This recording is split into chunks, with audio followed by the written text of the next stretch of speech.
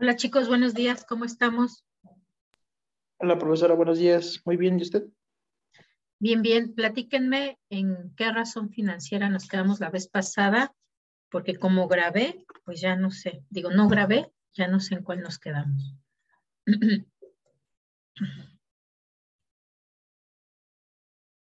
Chequen ahí sus apuntes en el margen de utilidad bruta, ok, muy bien. Vamos a continuar el día de hoy con razones financieras, vamos a terminar de ver las que nos faltan de rentabilidad, vamos a ver además las de endeudamiento. Y si nos da tiempo, hacemos un ejercicio con los estados financieros de Pemex para ver lo que les había comentado la vez pasada, ¿no? De cuáles son los usos de los márgenes, ¿no? De bruto, de operación y neto para poder hacer un análisis correcto de los rendimientos de una empresa, ¿vale? Entonces les voy a compartir pantalla.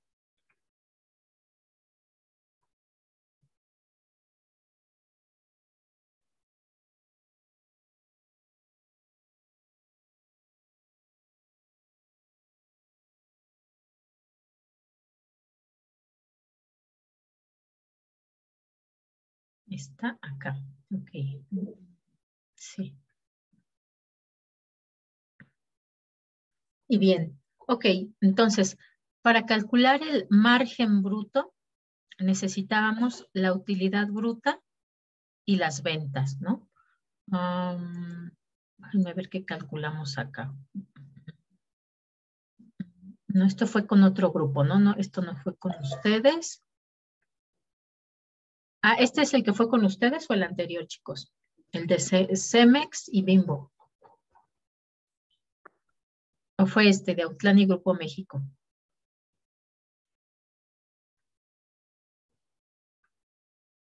¿No, ninguno?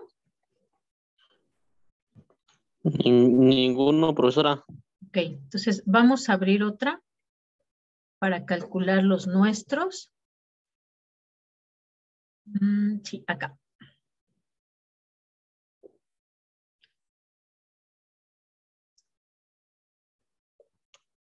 Pero bueno, vamos a ver entonces que para hacer estos cálculos de los márgenes de rentabilidad se utilizan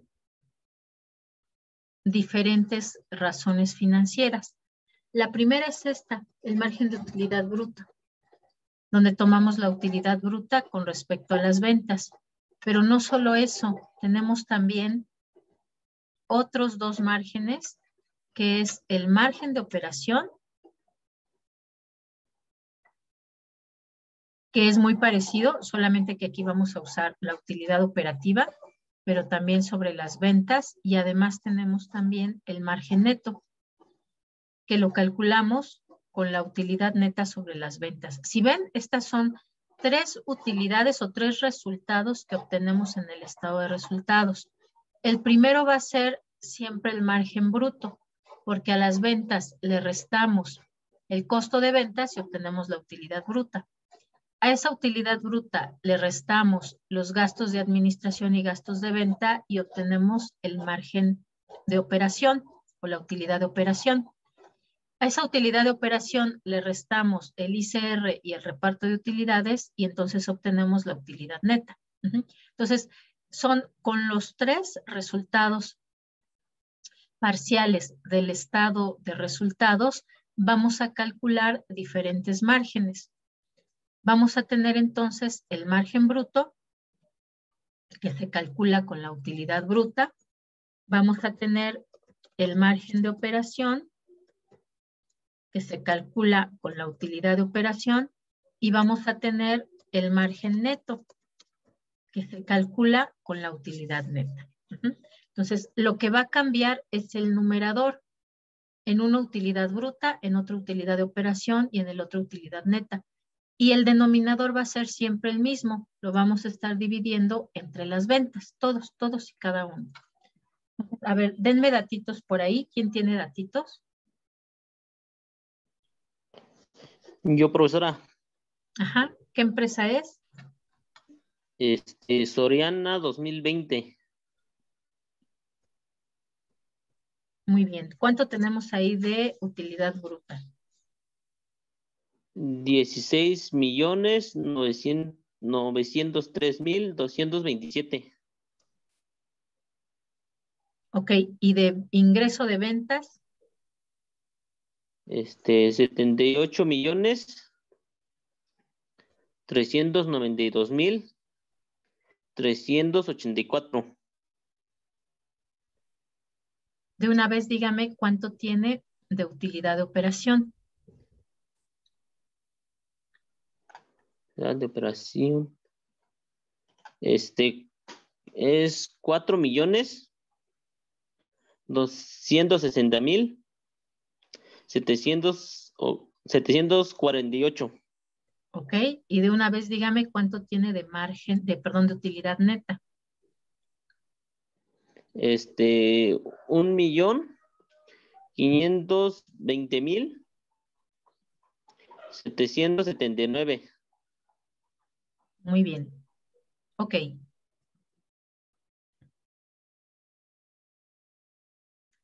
Si ven aquí, obviamente, cada una de estas utilidades va a ir disminuyendo, ¿no? La más grande es la bruta, luego la de operación y la más pequeñita o la última, o casi última, es la utilidad neta.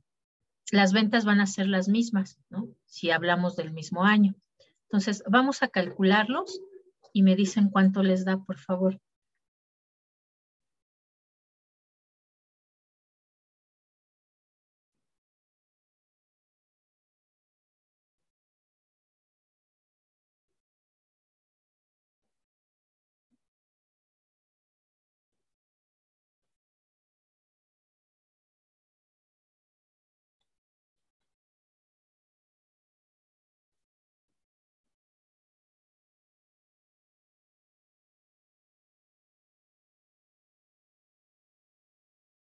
Ya tienen por acá.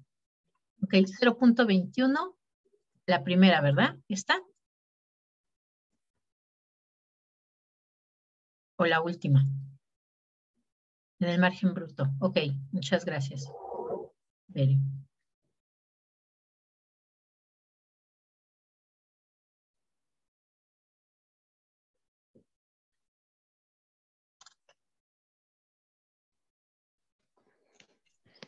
El de margen de operación da 0.05. Ok, Y el de margen neto 0.02. ok, muy bien.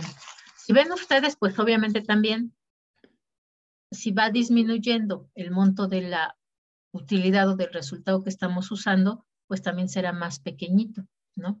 El margen propio de cada una de estas utilidades. Lo mismo lo vamos a leer de abajo hacia arriba. Y estos son en razones financieras. Le voy a poner punto para que no nos confundamos. Listo. A ver, ¿quién me dice cómo se leería este primer dato?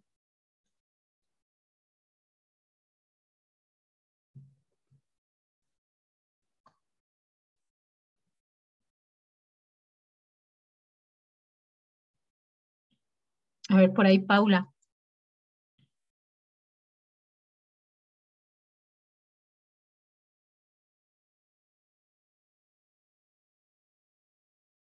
¿Sí está por ahí, Paula?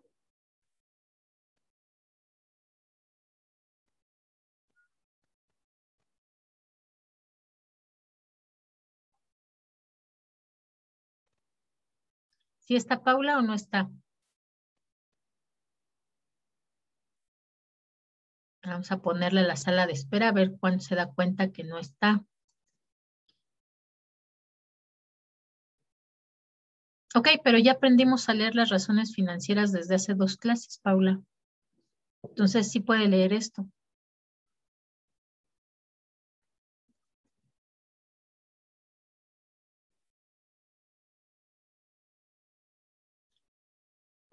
Ok, por ahí, Saúl, ¿cómo leemos este resultado?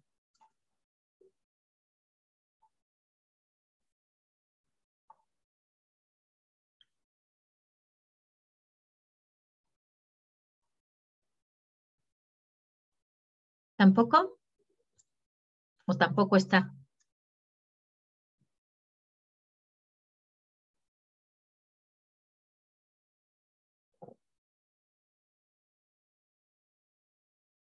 Lo mandamos a la sala de espera a ver cuándo se da cuenta que aquí está en clase o no. Es que se me está yendo el internet, profesora. No le escucho bien. No sé si me escuche. Sí, sí se escucha. Pero lo mismo, sí podemos leer esto, chicos. Es decir, ya lo practicamos 2 clases anteriores. Pero, ¿qué fue lo que me preguntó? Le digo que ¿Cómo no le se lee entendí este bien. resultado? Eh, por cada... Se leía de abajo hacia arriba, ¿no? Exactamente. Por cada peso de...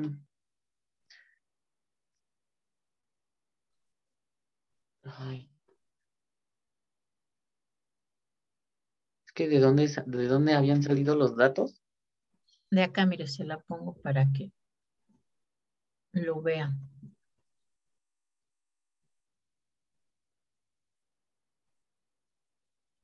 De acá.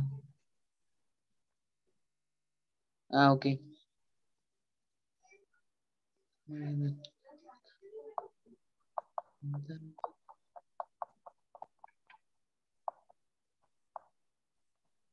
Profesora, ¿lo puedo decir yo a ver si estoy bien? ¿Ok?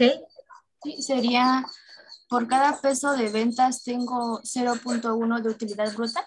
Exactamente, ¿no? Por cada peso de ventas tengo esa cantidad de utilidad bruta.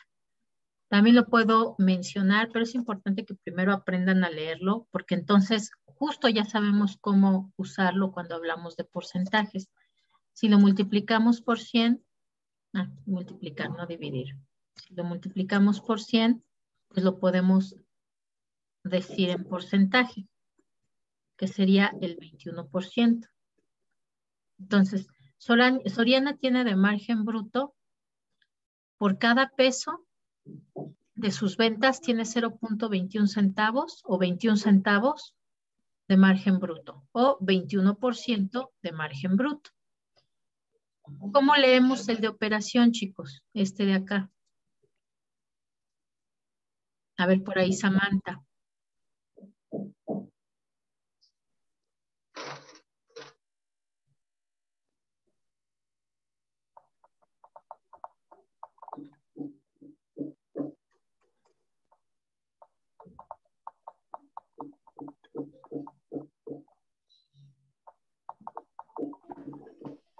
Profesora, ¿Sí? ¿le puedo decir a ver si estoy bien? Sí, a ver, dígame. Sería por cada peso de ventas se tiene 0.05 de margen de operación. De utilidad de operación. Ah, sí. Y lo decimos así, ¿no? O 5 centavos de utilidad de operación. Ajá. O sea, el margen de operación es todo el dato. Pero cuando lo leemos hay que ser muy preciso. Por cada peso de ventas tenemos 5 centavos de utilidad de operación. Eso nos va a ayudar a interpretarlo, ¿no? El leerlo correctamente. También si lo multiplicamos por 100, pues lo podemos presentar en porcentaje. Entonces, el margen de operación de Soriana en 2020 fue del 5%. Ya sabemos nosotros qué significa eso, ¿no? Por cada peso que ingresó como ventas, tuvo 5 centavos de utilidad de operación. Y vamos entonces a la siguiente. Ahí le ayudo. ¿Ok? Por cada peso, bueno, para Soriana, por cada peso de ventas, tenemos 0.02 centavos de operación. ¿Ok? No, aquí sería de utilidad neta, porque es el margen neto. Ok, por cada peso de ventas tenemos 0.02 centavos como margen neto. Exacto. 0.2 centavos de utilidad neta. Ajá. O ya si lo pasamos a porcentaje, entonces ya podemos decir 2% de margen neto. Ujú. Entonces vean, si ven, justamente estamos diciendo, bueno, la empresa pues obviamente tiene costos de producción, ¿no? Costo de materia prima, costo de mano de obra y además lo que pague por sus fletes, ¿no? Y todavía a pesar de que paga todo eso, pues le queda el 21% de margen bruto, ¿no? Después la empresa paga sus gastos de administración y sus gastos de venta y todavía tiene un 5% de margen de operación. La empresa paga sus impuestos, el ICR y reparto de utilidades y todavía tiene un 2% de margen neto. Mientras más alto sea cada uno de estos, pues será mucho mejor, ¿no? Sería, por ejemplo, genial tener un margen neto del 50%, del 60%, del 100%, ¿no? Eso querría decir que la empresa es muy, muy rentable. Aquí es relativamente bajito, ¿no? 21,52% es bastante bajito. Pero bueno, aquí puede ser justamente por este asunto de la pandemia, ¿no? Que tenemos aquí estos años de 2020. Aquí habría que comparar estos con los años anteriores para ver cómo ha estado Soriana otros años en materia de sus márgenes de rentabilidad, bruto, de operación y neto. Y sería también conveniente compararlo con las otras empresas, ¿no? Para ver cómo están ellas. También tuvieron en el año 2020 estos márgenes tan bajitos o están mejor, ¿no? Puede ser que sí sea efectivamente por la pandemia o puede ser que sea por, por cómo han estado gestionando ellos su empresa, ¿no? Entonces, sí es bastante bajito. A ver, denme el dato de margen neto de cualquier otra empresa para que veamos cómo le fue en el 2020. A ver si también son así bajitos sus márgenes netos. ¿Quién tiene datos por ahí?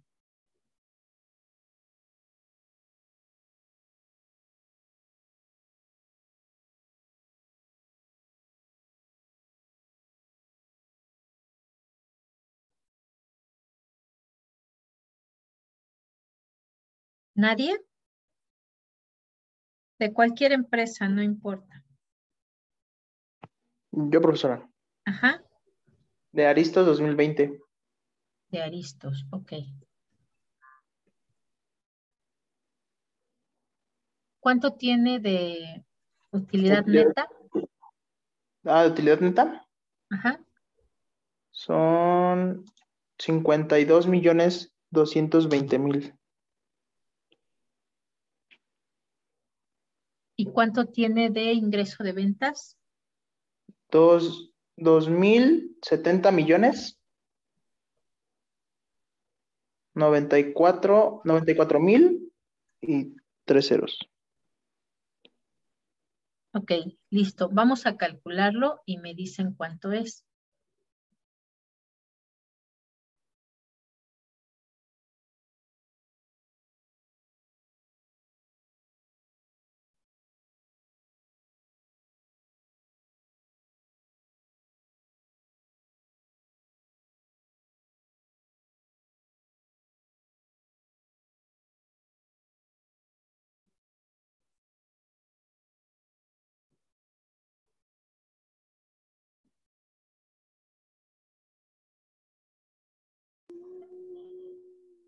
¿Cuánto les da? Profesora, ¿Sí?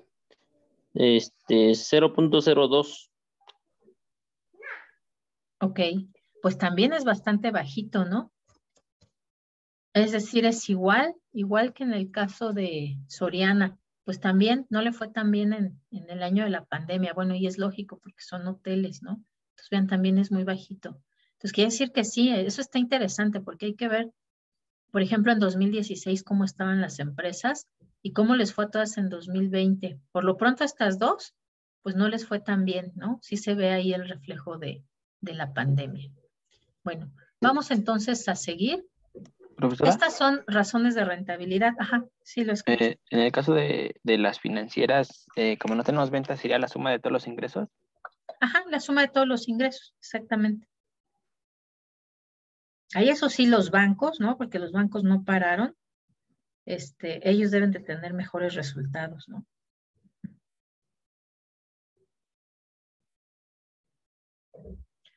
Bien, vamos entonces a continuar con otra razón de rentabilidad. Estas razones de rentabilidad, en particular esta, la vamos a encontrar, o los datos los vamos a encontrar justamente en la bolsa.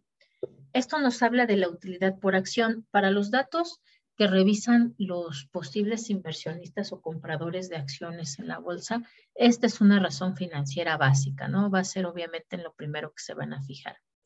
Y se calcula con las utilidades disponibles para accionistas comunes, ¿no? Acuérdense, el capital común versus el capital preferente. Aquí es capital común. Entre el número de acciones ordinarias en circulación. Este dato de número de acciones ordinarias se encuentra directamente ahí en la página de la Bolsa Mexicana de Valores. Ahí nos dice cuántas acciones tienen en circulación las empresas. Recordemos que normalmente las empresas, cuando quieren captar justamente financiamiento a través de la bolsa, pues emiten cierto número de acciones a un precio, ¿no? Y quienes deciden comprarlo, pues van a adquirirlas a ese precio que se ofrecieron a la venta. Pero puede ser que de repente la empresa dice, no, vamos a retirar algunas, ¿no? Para ya no tener tantas acciones ahí en circulación. Entonces, por eso es que se calcula y es un dato que se tiene que ir actualizando. Y ese se encuentra en la bolsa de valores. Y la utilidad disponible para accionistas comunes, esta la encontramos en el estado de resultados. Puede ser que no venga así tal cual utilidad disponible para accionistas comunes. Si no viene así tal cual, entonces usamos como tal la utilidad neta. Porque una vez que se obtiene la utilidad neta, pues ya de ahí se puede hacer el reparto de dividendos. Ajá. Que es eso que se les va a dar como utilidades a los accionistas comunes. Entonces, esta la calculamos con esos datos. Les tocará a ustedes meterse a buscar cuántas acciones ordinarias en circulación hay. Y este dato, si no lo tienen, pues pueden usar la utilidad neta, ¿vale? Aquí tenemos un ejemplo. En este ejemplo, tenemos que la utilidad disponible para accionistas comunes es de 221,000 y el número de acciones disponibles para el capital común o en acciones ordinarias son las que le pertenecen al capital común, ¿vale? Tenemos aquí el dato de 76,262. Eso nos daría un resultado de 2.90. Esto es número de acciones, ¿no? No son pesos, este es número de acciones. Pero estos sí son pesos y centavos de la utilidad. Entonces estaríamos diciendo que por cada acción que se encuentra en circulación, se obtiene 2.90 de utilidad, ¿no? Entonces vean, cada acción es lo que está dando de utilidad. Además, obviamente, del beneficio que se obtenga, esto es lo que vale, ¿no? Y en función de esto, pues es como las personas deciden si invierten o no. Obviamente, muchas veces en la bolsa, el atractivo ni siquiera es esperarse a obtener esta utilidad, sino obtener ganancias por la compra y venta de las acciones. Por eso es que aquí se usa el de ordinarias en circulación y para accionistas comunes, porque estos son los que sí se van a esperar a obtener esos rendimientos. Entonces, ese sería el de utilidad por acción. Mientras más alta sea, pues por supuesto que es mucho mejor, ¿no? Porque quiere decir que está obteniendo más utilidades la empresa, por eso a cada acción ordinaria, pues le va a tocar una mayor cantidad de esa utilidad.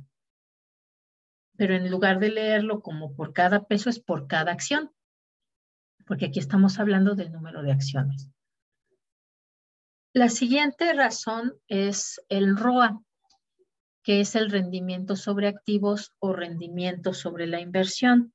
Se llama ROA porque viene de su nombre en inglés, que es, vamos a ponerle aquí completo, que es Return on Assets. Assets son los activos, ¿no? Entonces es el rendimiento sobre los activos.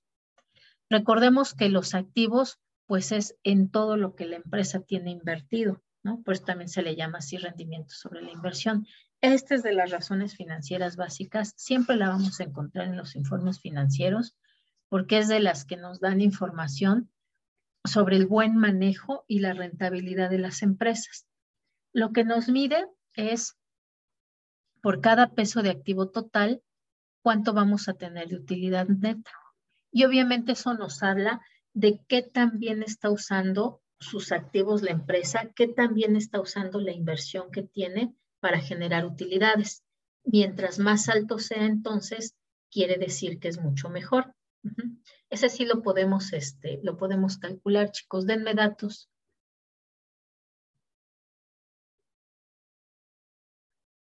Datos de utilidad neta y de sus activos totales.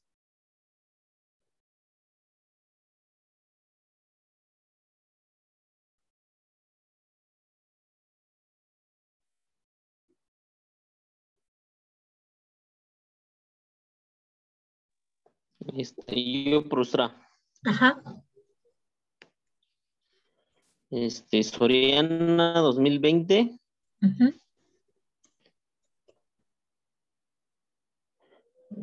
Utilidad neta es de 1,520,779. Ok, ¿y sus activos totales?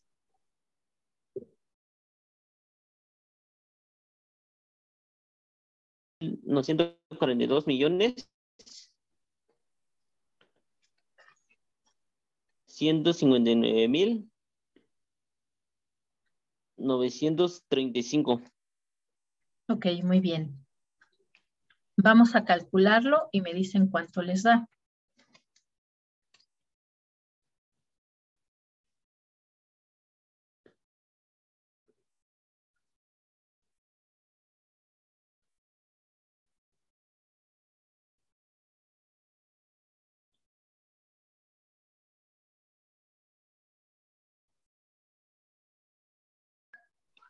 Me dio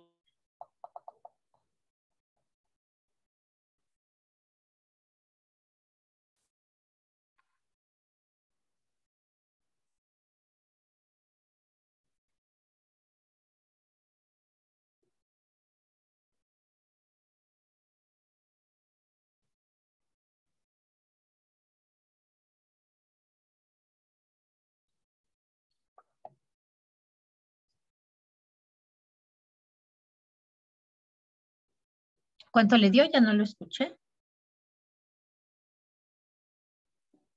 0,01. Ok, 0.01. Ay, es bastante bajito. Así porque es, ajá, ok. Ok, pues sí, es bastante pequeñita, ¿no? El 1% de utilidad neta y los activos totales son muy grandes, ¿no? Entonces sí, ok. Lo multiplicamos por 100 y estaríamos hablando entonces del 1%, ¿no? Es decir, lo ideal sería que fuera más alto porque eso quiere decir que le está sacando mucho provecho a sus activos totales, ¿no? A eso que tiene invertido para generar utilidades, pero es bastante bajo, ¿no? Ok. ¿Cómo lo leeríamos, chicos?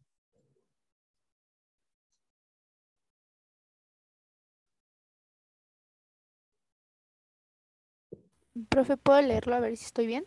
Ok.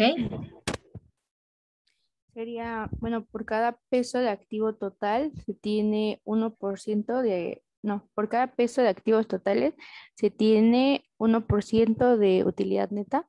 Ajá, o 1 centavo de utilidad neta, para ser más específico, ¿no? Cuando hablamos de pesos y centavos es como más claro y si solo lo usamos solito, usamos el porcentaje, ¿no? Ok, exactamente, ¿no? Y es bastante poquito, ¿no? Pues a lo mejor si lo invertimos en CETES nos da más, o si nos ponemos a vender dulces nos da más, entonces es bastante bajo, ¿no? Pero seguramente es por esto el impacto del año 2020. La siguiente razón es muy parecida a esta razón del rendimiento sobre la inversión. Se llama rendimiento sobre el capital social o rendimiento sobre el capital. Lo que nos mide es la utilidad que se ha generado, pero con lo que se invirtió como capital social. Recordemos que el capital social es el capital aportado, todo lo que los socios han aportado. Los socios invierten para crear una empresa, pues porque quieren multiplicar el capital, ¿no? Quieren que crezca la empresa y quieren generar muchas utilidades. Entonces, justo este nos va a servir para medir eso, para ver cuánto le está dando de utilidades a ese capital social que se invirtió. Se llama ROE, es muy común oírlo así como ROE o ROI, a veces se confunde un poco con el otro, que es el rendimiento sobre inversión, rendimiento sobre el capital social, también por su nombre en inglés, que es Return on Equity. Equity es el capital social, ¿no? Entonces, lo que vamos a medir es eso. Si lo podemos encontrar de dos formas. Normalmente cuando hablamos de estas empresas que están repartidas en acciones, lo podemos encontrar así como utilidad disponible para accionistas comunes. Y por supuesto, el capital en acciones ordinarias. El capital, las acciones ordinarias son las acciones que se los dan a estos accionistas comunes, ¿no? Entonces, pues justamente por eso lo hacemos así. Capital en acciones ordinarias, lo que aportaron los socios comunes con respecto a las utilidades que se están generando para ellos, ¿no? Si no tenemos este dato así como utilidades disponibles para accionistas comunes, pues entonces usamos el que es simplificado, que es la utilidad neta, que justo pues la utilidad neta de ahí nos queda para ver si hay o no reparto de dividendos para los propietarios de la empresa o para los socios, ¿no? Y también si no tenemos así dividida en acciones la empresa y no tenemos este dato de capital en acciones ordinarias, pues entonces vamos a usar el capital social. Pero si ven es lo mismo, ¿no? Solamente que aquí esto es una empresa que no necesariamente cotiza en bolsa y esta es una empresa que sí cotiza en bolsa, pero particularmente es casi lo mismo, pues es el capital en acciones ordinarias, el capital que pertenece a los socios, el capital que pertenece al propietario de la empresa. Y las utilidades disponibles para accionistas comunes, pues es justo la utilidad que queda después de los costos de venta, después de los gastos de operación, administración y financieros, después del pago de impuestos y del reparto de utilidades, ¿no? Entonces, es exactamente lo mismo. Tendremos entonces que calcularlo con esos datos. A ver, chequen ustedes qué datos tienen, si tienen así desglosado para accionistas comunes o no, o tienen así tal cual estos datos. Y me dan, por favor, sus datos. Vamos a poner entonces aquí ROE.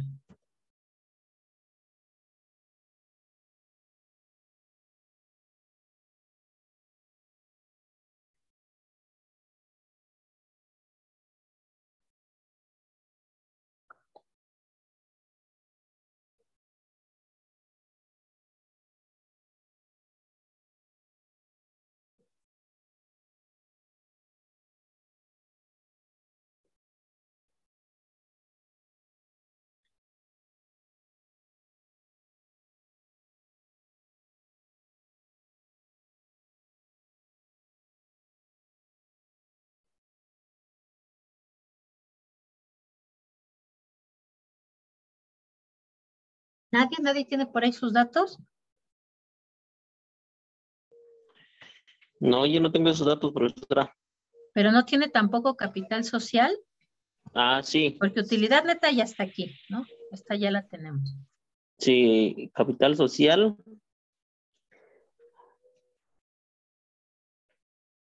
Es 1.253.121. Ok. Vamos a calcularla entonces. Es igual para Soriana, ¿verdad? Sí, y me dio 1.21. 1.21. Ok, ¿cómo leemos ese dato, chicos?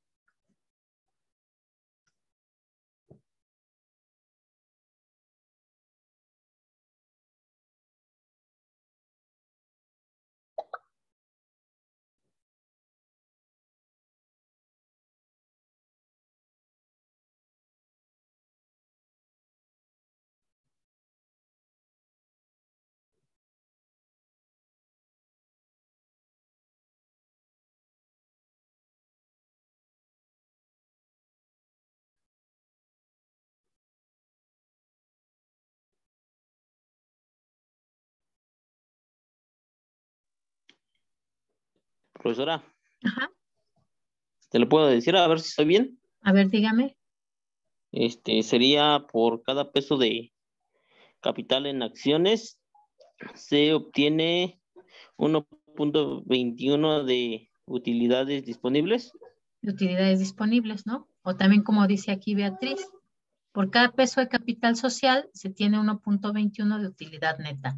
Y vean, eso está genial, ¿no? Es decir, los socios pusieron un peso y están obteniendo 1.21. Si lo multiplicamos por 100, 121%. Entonces, eso está genial, ¿no? Es decir, pues justo para eso las empresas o las personas es que invierten en empresas, para lograr que se multiplique, ¿no? Y ellos por lo pronto pusieron un peso y están recibiendo 121 de utilidades, ¿no? Y solo de utilidades, porque es decir, no de lo que ya aportaron. Este uno no es lo que ya aportaron, es de las utilidades. Entonces, eso está genial para Soriana, ¿no? Entonces, vean, aunque tenemos aquí un rendimiento sobre activos muy bajito, en el caso del ROE, a los socios les fue muy bien, ¿no? Porque se ha multiplicado bastante su rendimiento. Bien. Vamos entonces a agregar de una vez, porque bueno, estas razones que nos hablan del rendimiento, justo no pueden analizarse de forma aislada, ¿no? Hay que revisarlo con el comportamiento anterior, los años anteriores. Hay que revisarlo con respecto a las otras empresas para ver si es parecido el comportamiento o no. Si hay una tendencia o no, para poder decidir, no, le fue súper mal a Soriana. Pues sí, a lo mejor, si lo vemos en cuanto al uso de todos sus activos totales, pero en cuanto a cómo se replicó para los socios, pues a ellos les fue bastante bien. Aquí lo ideal sería incorporar también lo que calculamos del margen neto. ¿Dónde está? Acá. Vamos a copiarlo.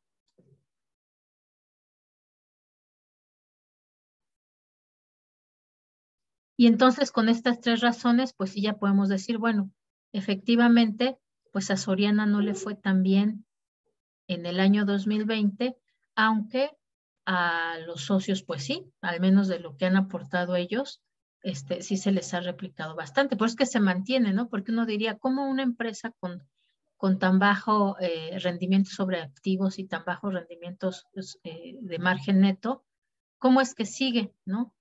¿Cómo es que no se dedica a otra cosa que le dé más rendimiento? Pues porque sí da rendimientos. Este año le fue mal. Pero vean, en cuanto a lo que los socios invirtieron, pues sí es negocio, ¿no?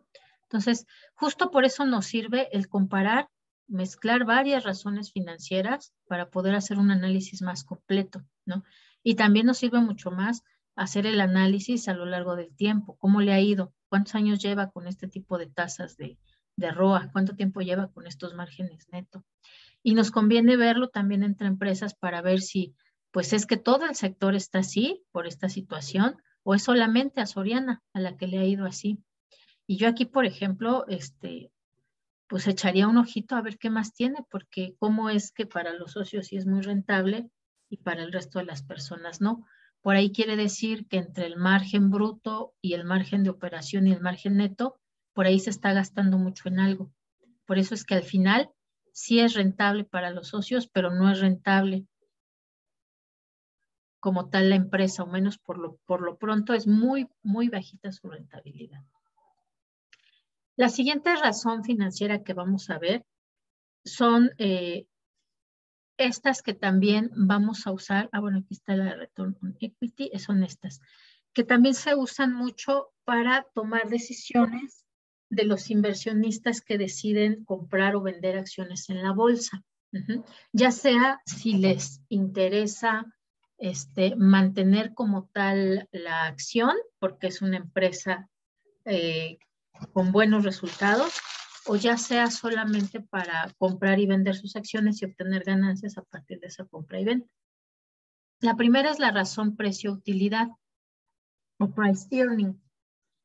Nos mide el precio de mercado por unidad de las acciones comunes entre la utilidad por acción. Es decir, aquí estaríamos usando esta razón financiera que calculamos acá, la de utilidad por acción. Este resultado es el que estaríamos usando aquí.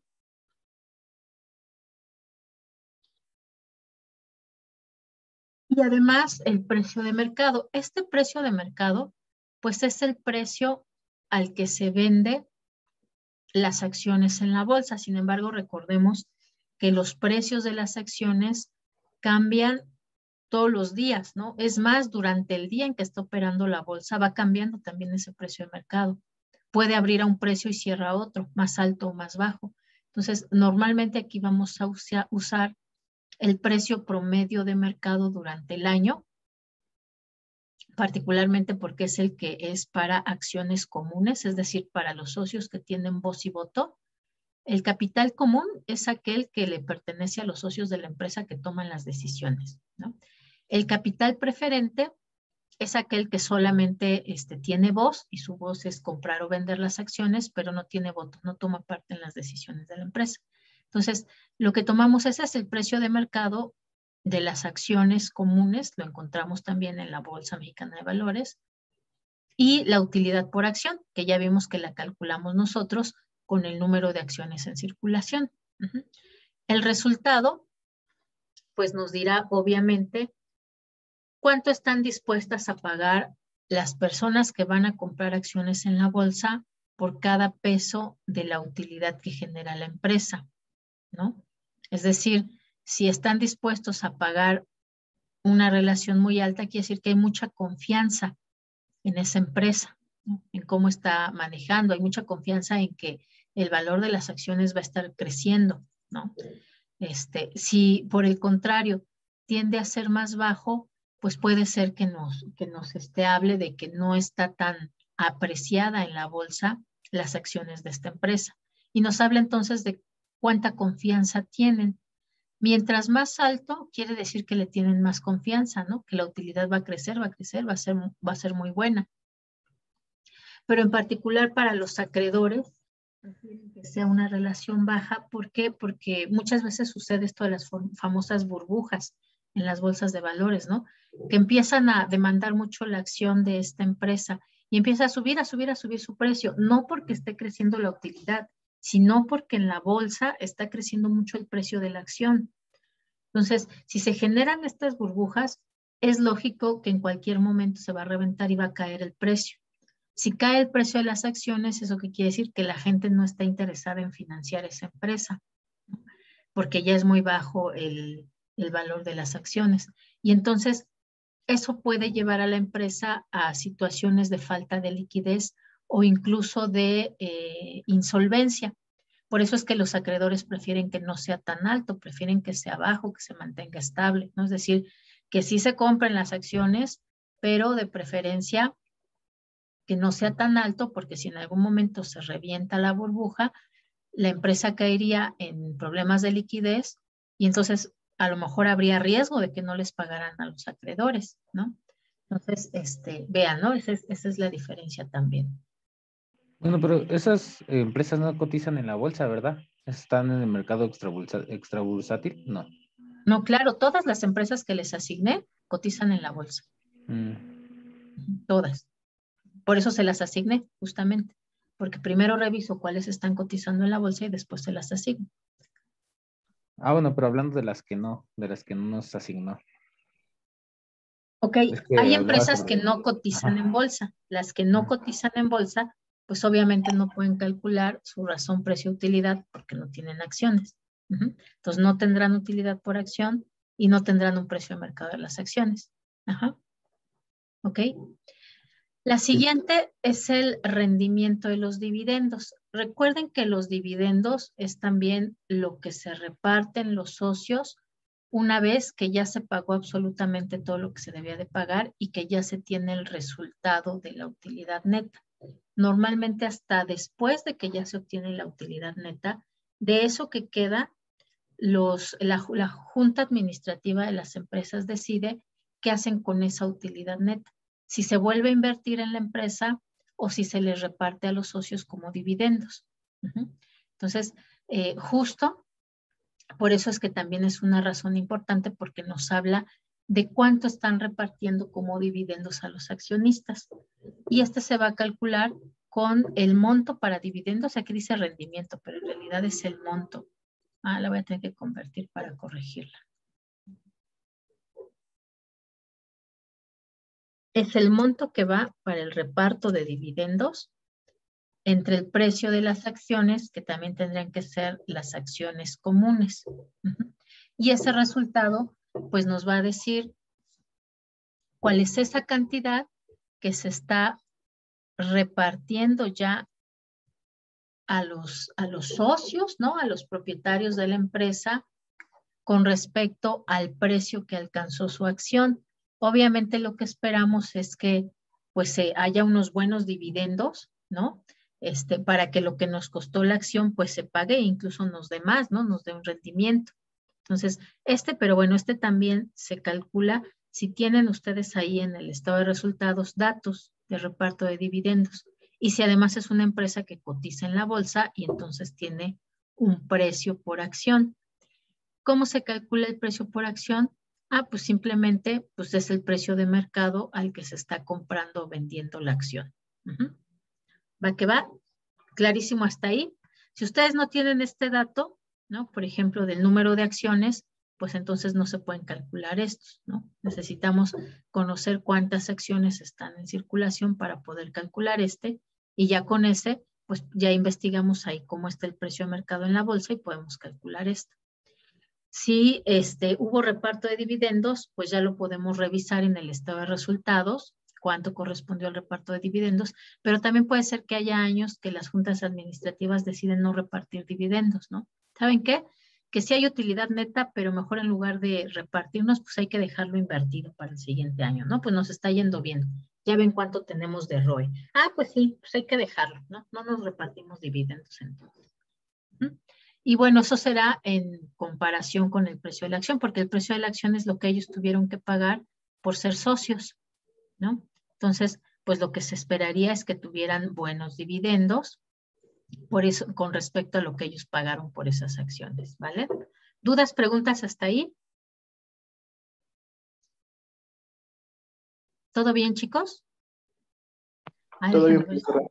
si estoy grabando, sí. Ok, vamos a darnos solo 3 minutitos de descanso de ojos, estírense, párense tantito, den una vueltecita o miren un punto lejano en la ventana para que empecemos entonces con nuestras razones de endeudamiento, ¿ok?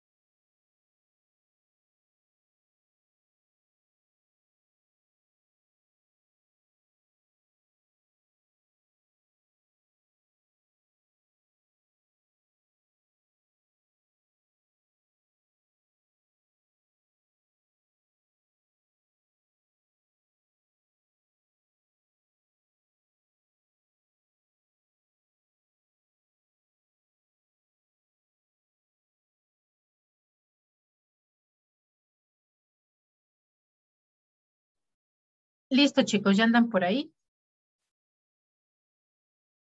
Sí, profesora. Ok, vamos entonces a continuar y vamos a empezar con nuestras razones de endeudamiento. Este grupo de razones financieras es muy útil porque nos va a analizar cómo se encuentran las deudas de la empresa, ¿no? No es un problema endeudarse, ¿no? De hecho, es útil endeudarse, no es que sea bueno, no es maniqueísta el asunto, bueno o malo. Depende, uno, de si podemos pagarlas, por supuesto, ¿no? Porque recordemos que si una deuda no se paga, a lo mejor sí nos dan chance de pagarla más adelante, pero obviamente eso nos va a costar más. Nos van a cobrar intereses moratorios, ¿no? Es decir, intereses sobre intereses. Si nosotros tenemos la solvencia necesaria, la capacidad de pago, no es malo endeudarse, ¿no? Por ejemplo, es muy común que pues las personas no tienen en la bolsa o en el banco la cantidad suficiente para comprarse una casa. Entonces es bueno adquirirla a través de un financiamiento, de una deuda, siempre y cuando tengamos con qué pagarlo, ¿no? Es decir, siempre y cuando tenemos un trabajo que nos da un salario suficiente para cubrir nuestros gastos personales, ¿no? Alimentación, vivienda, esparcimiento, y además también nos da lo suficiente para poder ir pagando poco a poco esa casa. Es útil y finalmente lo que se obtiene es un bien superior, ¿no? En el caso de las empresas, tampoco es malo endeudarse. Depende también de qué vas a hacer con eso para lo cual te endeudaste. Si lo que hiciste fue comprar con una deuda tu maquinaria y tú con esa maquinaria vas a producir y vas a obtener muchas utilidades para poder pagar esas deudas, pues no es correcto, está bien. El problema es si en algún momento tú no puedes pagarlo o si adquiriste esa maquinaria y no estás obteniendo ni las ventas ni las utilidades que planeaste, porque entonces sí vas a tener problemas con tus deudas. Entonces, justo el endeudamiento nos habla de analizar estas deudas para ver si son una palanca, es decir, una ayuda para las empresas, o por el contrario es una carga que tarde o temprano se va a convertir en un problema. Como tal, esas deudas que tenemos con las personas, pues es parte de cómo las empresas organizan sus finanzas, ¿no? Por eso es que tenemos aquí el cuadrito. ¿Cómo se financia una empresa? Bueno, pues se financia con recursos propios, ¿no? El capital, y además con recursos de terceros, que es justamente los pasivos.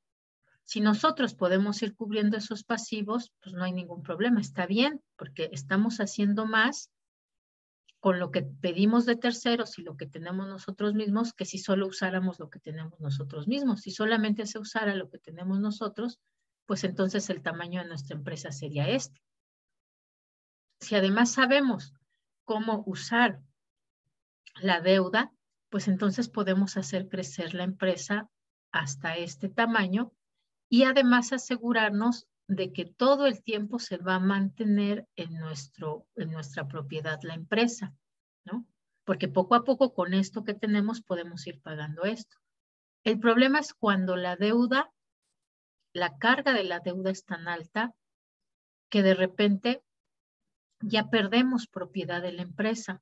Pues depende ya de los acreedores, de los proveedores. Ellos son los que deciden cuánto nos van a dar para pagar. Ellos son los que deciden si nos dan una tasa de interés baja o alta. ¿Por qué? Porque ya tienen mucho poder, ¿no? Lo ideal es mantener una relación que sea lo suficientemente sana, que nos asegure que nunca vamos a perder esa propiedad o ese poder de decisión en la empresa, pero que sí estamos usando recursos externos, que finalmente es arriesgar recursos externos en lugar de arriesgar los propios.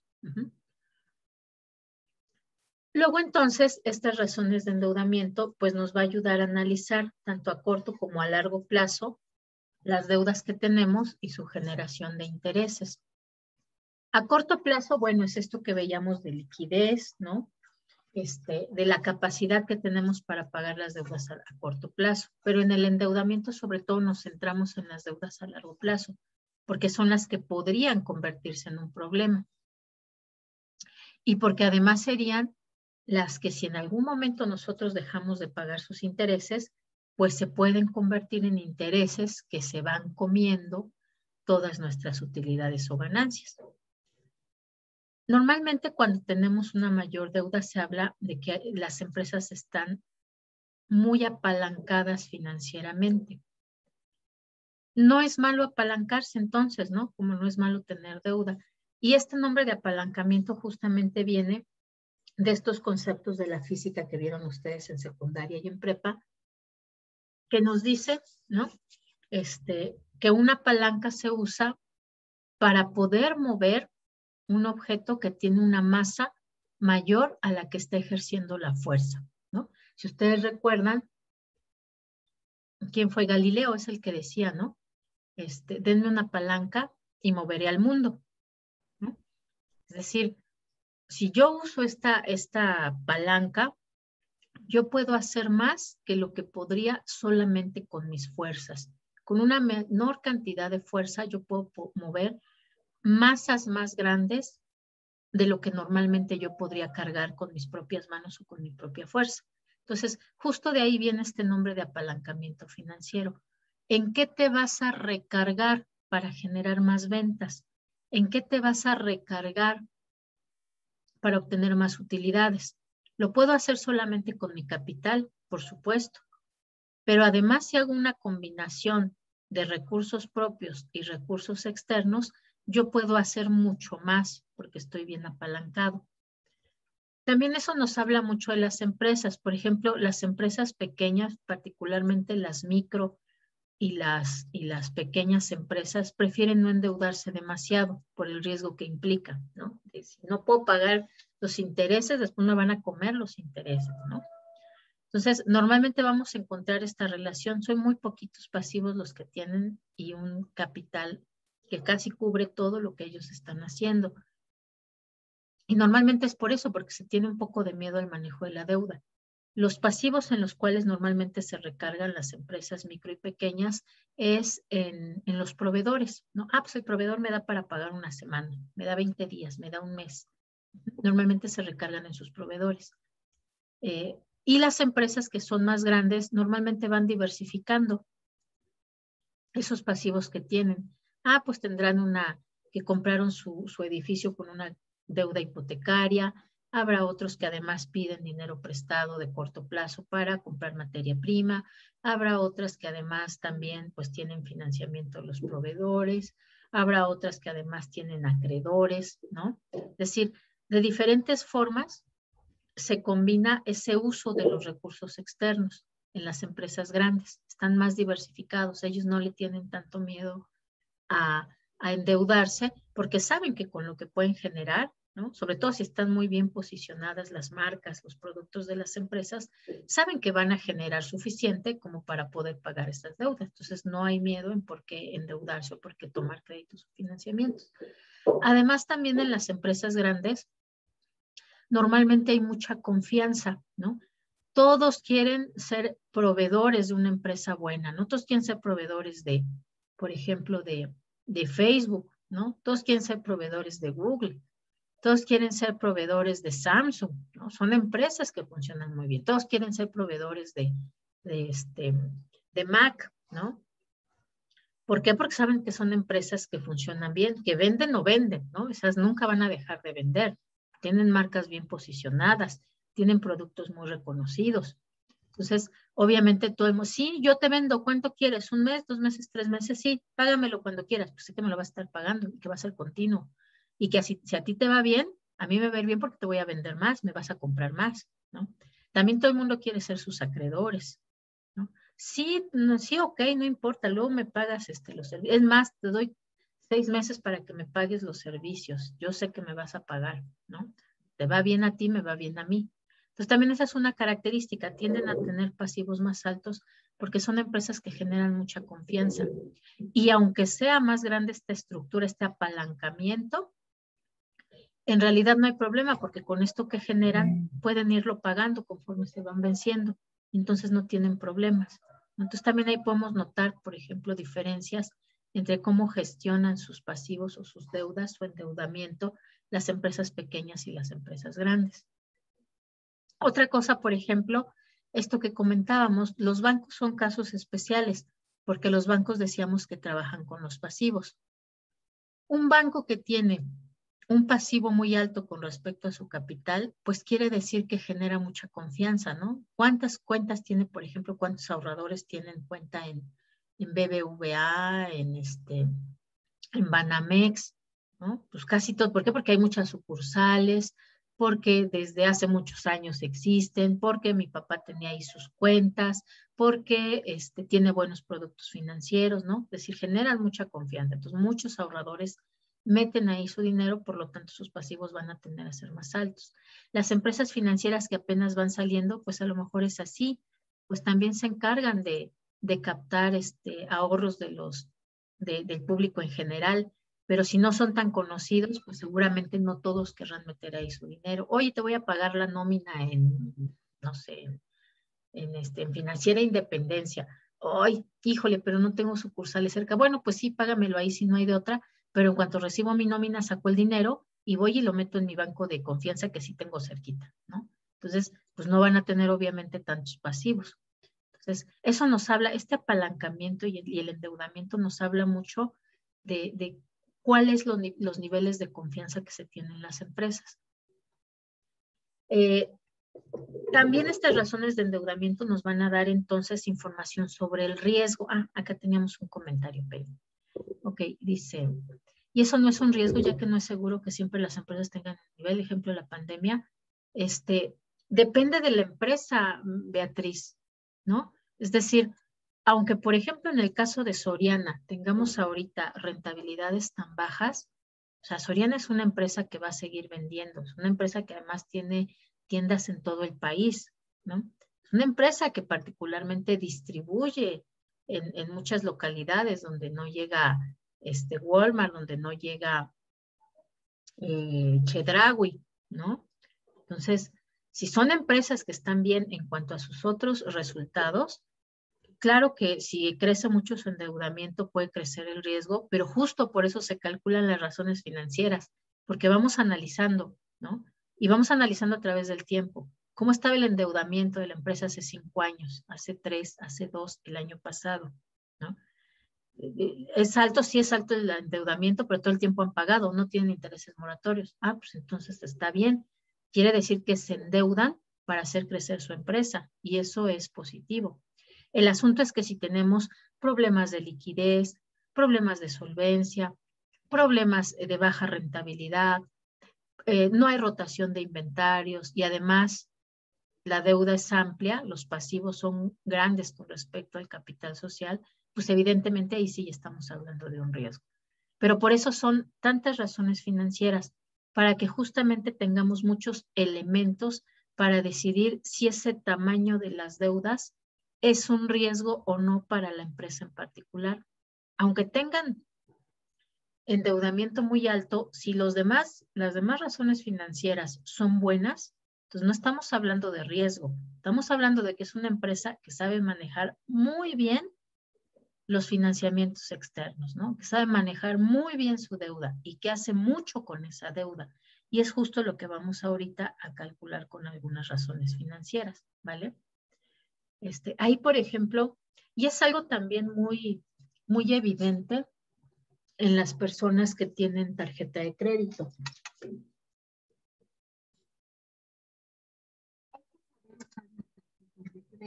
Las tarjetas de crédito no son malas, ayudan mucho. Ustedes, por ejemplo, tienen un trabajo, ¿no? Y tienen sus pequeños lujitos que se dan. Ah, pues me quiero comprar un coche, ¿no? Ya le trabajé varios años, ya le padecí varios años en el transporte público y no hay buen servicio de transporte público a mi casa.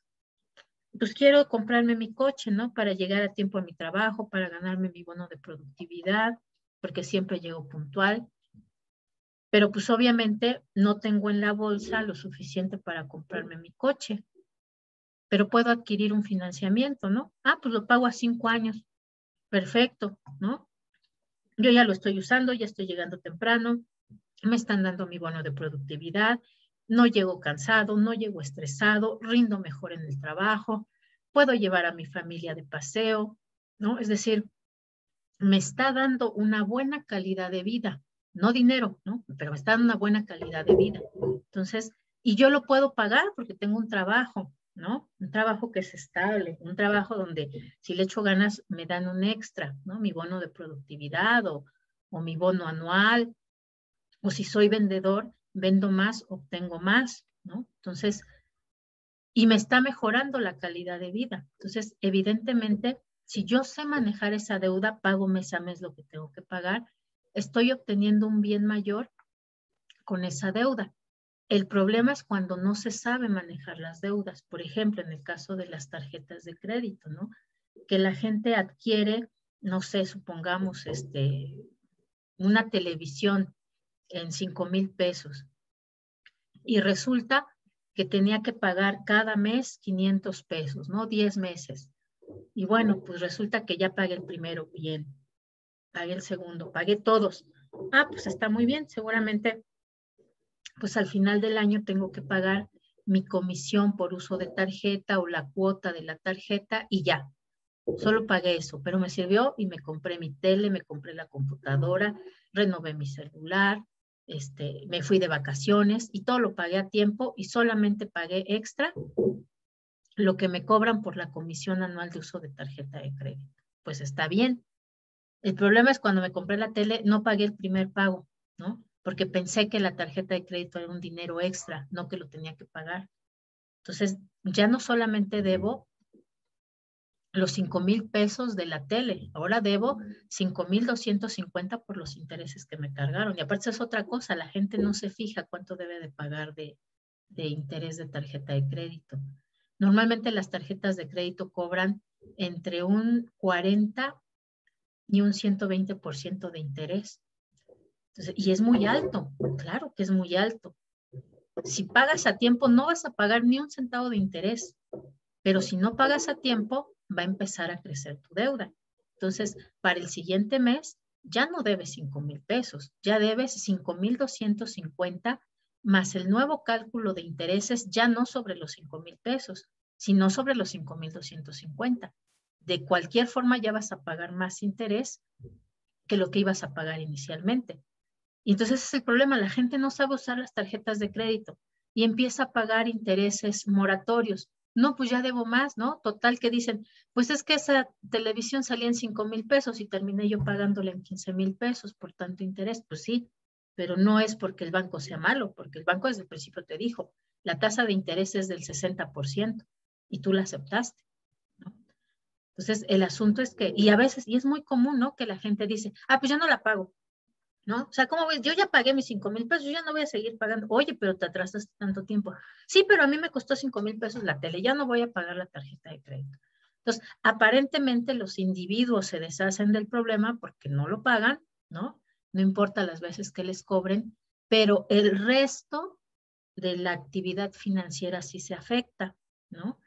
Y muchas veces se afecta tanto porque entonces, ¿qué hacen los bancos? Ah, pues hubo quien no me pagó, pues ahora voy a subir las tasas de interés, ¿no? Y entonces los que sí me pagan me van a estar pagando más. Entonces ya no solamente, porque aparte los bancos nunca pierden, ¿no? Si no les paga el que les debía, entonces suben las tasas de interés y los otros terminan pagando eso que le quedaron a deber. Y si es un grupo, ¿no? O sea, como en los momentos de crisis, son casi todos que ya no están pagando porque hay problemas de liquidez en el sistema, pues entonces termina pagando el banco. Y ahí tenemos el FOBAPROA, ¿no? Que después se convirtió en IPAB. Entonces los bancos no perdieron, a los bancos les pagó el gobierno, les repuso ese dinero. Y si el gobierno les repone ese dinero, nos afecta a todos, a los que sí pagaban su deuda y a los que no pagaron, porque finalmente habrá menos dinero para programas sociales, menos dinero para infraestructura del gobierno, y eso se nos regresa, ¿no? Entonces, por eso es importante saber usar la deuda, no es malo usarla. ¿Tiene un riesgo? Sí, claro, todas las deudas tienen su riesgo, pero si nosotros sabemos usarla, nos beneficia mucho, ¿no? El problema es cuando la gente no la sabe usar o las empresas no la saben usar o no la usan con ética, porque también eso es algo que pasa mucho en los bancos, ¿no? O sea, le dan tarjeta de crédito a cualquiera. Solamente saben que eres trabajador, sí, te dan hasta el triple de tu préstamo de nómina, ¿no? Es decir, lo usan también de forma irresponsable. Pues si le das esa cantidad de dinero a alguien que solamente la va a usar para consumir, no para invertir, solamente para consumir, evidentemente, como no crece su ingreso, va a tener que estar destinando una mayor parte a pagarlo. Y va a llegar un momento en que a lo mejor te va a decir, ¿sabes qué? Que no lo puedo pagar, ¿no? Oye, pero pues tú te comprometiste. Pues sí, pero pues yo no sabía que no lo iba a poder pagar. ¿Y qué dicen los bancos, no? Pues no sé, de todos modos tú ya me lo debes, ¿no? Y les digo, y los bancos nunca pierden, nunca. Si no les pagan las personas que contrataron las deudas, les pagan el resto de los usuarios. Y si no les pagan el resto de los usuarios, les paga el gobierno. Entonces, pues sí, para ellos es negocio redondo, por eso es que trabajan con poca ética. Pero para el resto de la economía y para el resto de las personas, pues obviamente eso sí nos afecta, ¿no? Ok, entonces vamos a ver el primerito. El primerito, pues justamente es el índice de solvencia. El índice de solvencia nos va a medir la capacidad que tiene la empresa para cubrir absolutamente todas sus deudas con lo que tiene de activos totales. Recordamos que los activos totales es la inversión, son los recursos que tiene la empresa. Idealmente, por ejemplo, pues nuestros activos fijos no los usaríamos para cubrir pasivos, al contrario, contratamos pasivos para comprar activos fijos, ¿no? Pero bueno, eso nos habla, ¿no? Justamente de esta situación. Es parecido con un trabajador, ¿por qué le dan tarjeta de crédito, no? Si gana poquito. Pues porque aunque gana poquito, se sabe que recibe un dinero cada quincena o cada mes. Entonces, aunque adquiera una televisión muy cara, pues la va a poder pagar poquito, ¿no? Como dice Electra, pagos chiquitos para pagar muchito. Pues sí, ¿no? Lo va a pagar muy poco a poco, muy lentamente, pero sí lo va a poder pagar. Por eso es que obviamente normalmente las empresas pues cobran un interés, ¿no? Estos pagos chiquitos que dan Electra, FAMSA, Coppel, que son las que se dedican a eso sobre todo, pues ganan de eso extra que pagan las personas porque les den una forma de pagar a largo plazo, ¿no? Entonces, eso nos habla de la solvencia. Si se tiene o no capacidad de pagar, puede ser a largo plazo, por eso es que usamos pasivos totales y activos totales. Pero quiere decir que con el tiempo y con lo que va generando como actividad, con esos activos que tiene, va a poder cubrir sin problemas los pasivos que tiene. Entonces, denme datitos por ahí, chicos, para calcularlo. Activo total y pasivo total.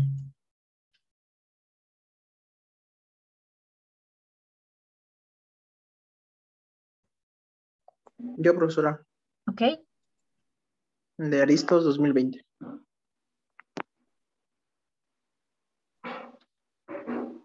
¿Cuánto tenemos de activo total? 9.999 millones.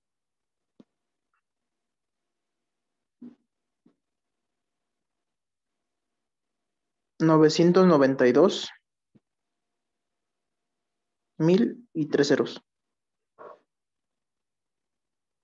¿Y de qué más? Y de pasivo total. 1.209 millones. Ajá. 885,000 3 ceros. Ok. Listo. Calcúlenlo, chicos, y me dicen cuánto les da. Profe, ¿le puedo dar el mío de Financiera Independencia? Ok, de una vez, école. Sería activo, sería 12.517.540 Ajá. entre 8.202.235 correspondientes al año 2019. De 2019. Ok, muy bien. Listo, denme resultado, chicos. ¿Cuánto les da? El de Financiera Independencia da 1.52.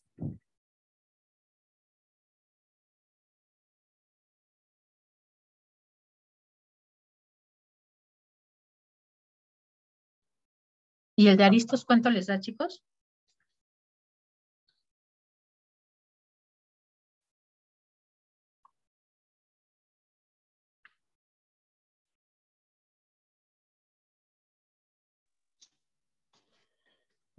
Me dio 8.26. Muy bien. Ok, lo mismo, ¿no? Se lee de abajo hacia arriba. Y de preferencia en este caso, porque además vean otra cosa, ¿no? Estamos comparando activo total con pasivo total. Esperamos que siempre sea mayor el activo total que los pasivos totales, ¿no? Porque si es igual a 1, quiere decir que no hay capital contable y que todo es pasivo, ¿no? Entonces no puede ser igual 1 a 1. Forzosamente tiene que ser mayor lo que tenemos en activo que lo que tenemos de pasivo, porque obviamente aquí hay un capital contable. Entonces, no todo puede pertenecer a financiamiento externo. Tiene que haber una aportación de capital que fue lo que nos hizo iniciar la empresa. ¿Qué es lo que pasa cuando es más alto? Pues ahí ya estamos hablando de un sobreendeudamiento. Se endeudó demasiado, se endeudó más allá de lo que compró para invertir, para trabajar como recursos. ¿Y eso por qué puede pasar? Pues por los famosos intereses moratorios. Nosotros adquirimos esta deuda, pero como no la pagamos, creció. Como no la pagamos, creció y creció y creció. Y esto ya nos habla de problemas. Si es que llega a ser igual o más grande el monto que se tiene de pasivos que lo que tenemos de activo. Si es más grande lo que tenemos de pasivo que lo que tenemos de activo, esto ya es una empresa en quiebra. ¿Mm? Entonces, por eso es que hay que vigilar muy bien cómo está ese endeudamiento. ¿Ok? Entonces, esperamos que siempre este resultado, el activo total sea mayor al pasivo total. Y efectivamente, en ambas tenemos esa situación. Pero ¿cómo leemos esta, chicos? Profe, A ver, ¿puedo intentarlo a ver si estoy bien? ¿ok? Sería por cada peso de pasivo total se tiene, bueno, en el caso de financiera, 1.52 de activo total. De activo total. Es decir, podemos cubrirlo, este 1 lo cubre y todavía nos queda 52 centavos más de activo total, ¿no? Es decir, está muy bien Financiera Independencia. ¿Cómo leemos el resultado de Aristos, chicos?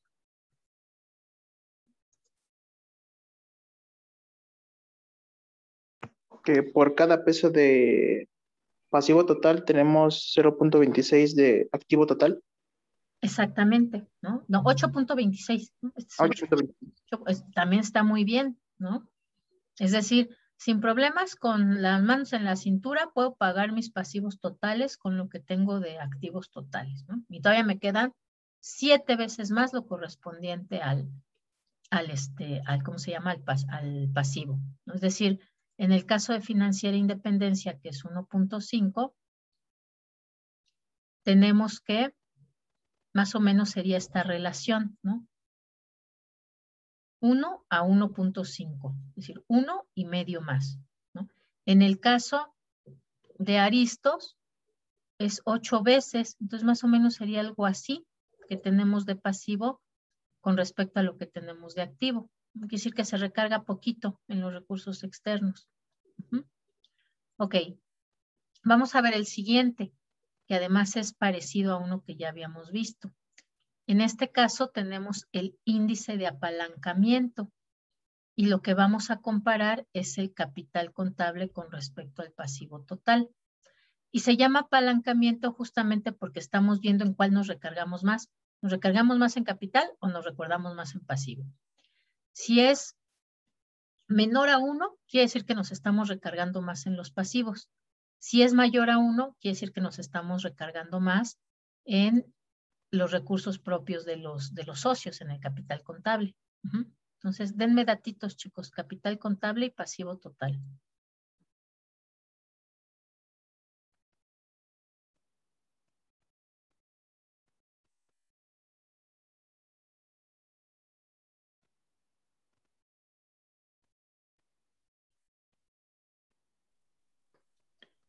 De Soriana, profesora.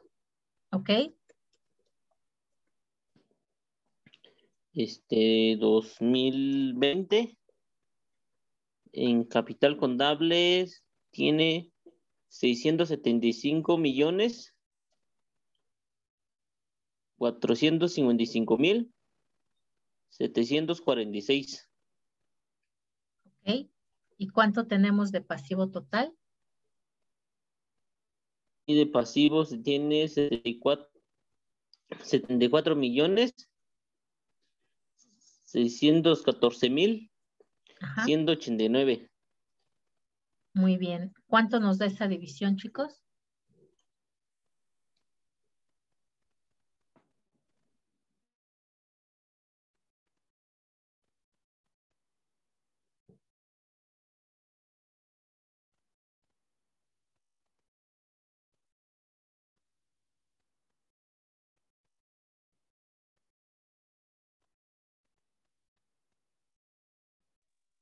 Da 9.05.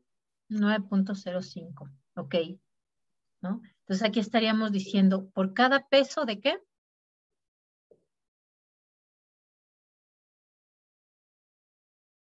De pasivo El total. pasivo De total. pasivo total tenemos 9 pesos con 5 centavos de qué? De capital contable. De capital contable. École, exactamente. De capital contable, école. Muy bien, también aquí en el chat. Vean, ¿no? Es decir, quiere decir que el capital contable es casi 8 veces más grande, digo más 8, es 9 veces más grande, casi 10 veces más grande que lo que tiene de pasivo. Entonces, sí está apalancada, pero tiene un alto apalancamiento en recursos propios en comparación de los recursos externos. Es decir, sería una situación más o menos así parecida. Es la 10ª parte de pasivos y el resto es el capital contable, ¿no? Entonces, vean, es esta relación. Entonces, quiere decir que por lo menos en 2020 Soriana estuvo trabajando sobre todo con capital propio, que es el capital contable. No se endeudó mucho. Puede ser que también viendo, ¿no?, cómo estaba la situación, pues decidieron no endeudarse más, sino solamente ir pagando las deudas que tenía. Esta relación además nos habla, ¿no?, justamente de este poder que hay de los recursos externos y recursos propios, ¿no? Cuando es muy bajito, podemos decir que estamos perdiendo un poco de propiedad de la empresa. No literalmente, pero sí estamos perdiendo poder, ¿no?, en la propiedad de la empresa, porque si es muy alto nuestros pasivos, pues normalmente entonces quienes van a decidir qué tasa de interés y cuál es el periodo que nos dan para pagar y bla, bla, bla, pues son nuestros proveedores, acreedores y deudores, ¿no? Normalmente cuando es al revés, que tenemos nosotros más poder sobre las decisiones de la empresa, pues nosotros elegimos, te doy 3 semanas para que me pagues. Ay, no, mi otro proveedor me da un mes. No, entonces mejor le compro a él. No, no, gracias. No quiero tu crédito a corto plazo. O van con un banco. Claro que sí, le prestamos, le damos un préstamo con el 15% de intereses. No, ¿sabes qué? Que no, mejor yo me lo financio, ¿no? ¿Para qué me cobras? No. O bueno, voy a otro banco a ver, pues le damos el 12%. Vale, ok, entonces sí, a ti sí te adquiero deuda porque me estás dando una tasa de interés más baja de lo que me daba el otro. Entonces, cuando hay esta relación, nosotros tenemos más poder de decisión, ¿no? Por eso es que se dice que la propiedad de la empresa permanece en manos de los propietarios, ¿no? Mientras más alto es la deuda, pues la empresa como que ya las decisiones las van tomando más los acreedores, proveedores y deudores que como tal la misma empresa. La siguiente razón es la razón o índice de endeudamiento, que de hecho es muy parecida a una que acabamos de calcular. ¿A cuál es parecida, chicos?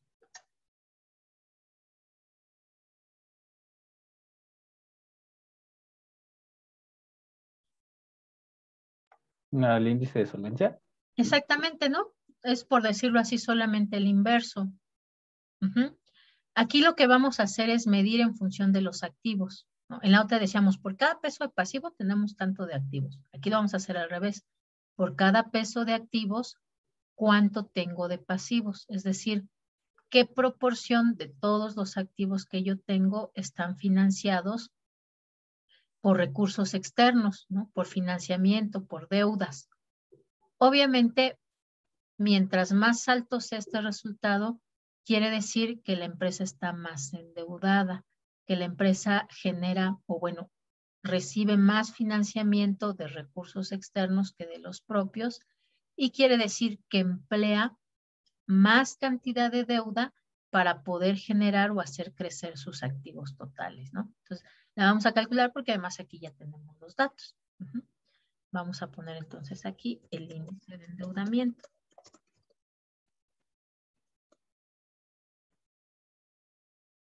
Y vamos a usar, ok, ya tenemos aquí los de Aristos, pero ahora los vamos a cambiar de lugar. Y por lo tanto, pues también el resultado va a ser diferente. ¿Cuánto les da esta división, chicos?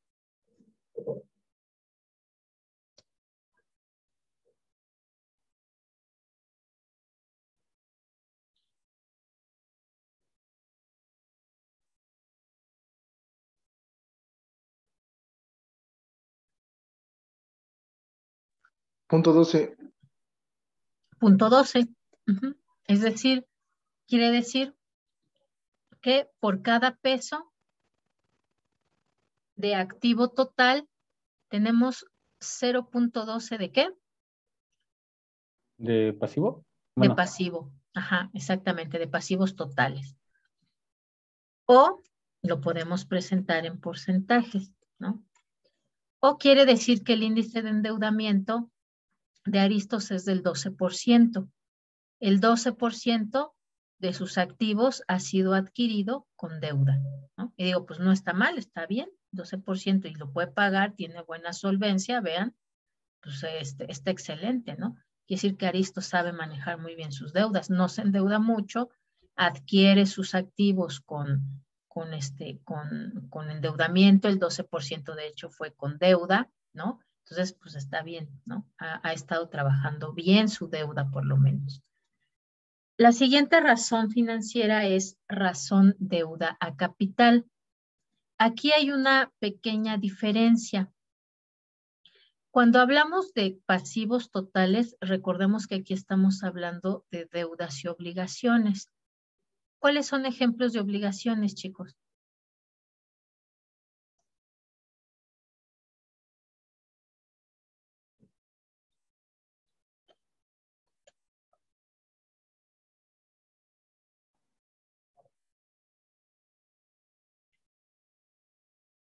¿Cuáles son obligaciones? A ver, acá ya nos pusieron. El pago de pago de salario. impuestos, ajá, pago de nómina. ¿Cuál otro?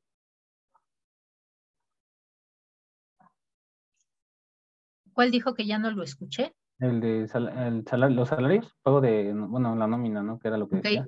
Claro, Mauricio, pago de salarios, exactamente. Esas son obligaciones. No es que nos hayamos endeudado para adquirir algo, ¿no? Sino es una obligación, ya trabajaron nuestros trabajadores, entonces hay que pagarle su salario, ¿no? No es que nos hayamos endeudado para los impuestos, ¿no? Sino es que después de que ya trabajamos es una obligación hacer nuestro pago de impuestos. Entonces, aquí en esta razón no vamos a tomar en cuenta las obligaciones, solo vamos a tomar en cuenta la deuda, porque aparte la deuda tiene una característica especial, que generalmente la deuda sí genera intereses, ¿no? Si tenemos, por ejemplo, ahí una cuenta de proveedores, normalmente no es que le vayamos a pagar un interés a nuestro proveedor, ¿no? Es decir, así hicimos el contrato desde el inicio, yo te entrego hoy la mercancía, tú me pagas en 2 semanas. No te voy a cobrar interés por eso, sino es una obligación. Yo ya te entregué la mercancía, tú tienes la obligación de pagarme en 15 días, porque así lo establecimos al inicio. En el caso de la deuda, aquí vamos a incluir lo que sí genera interés. Es decir, lo que nos va a cobrar una cantidad extra por financiarnos.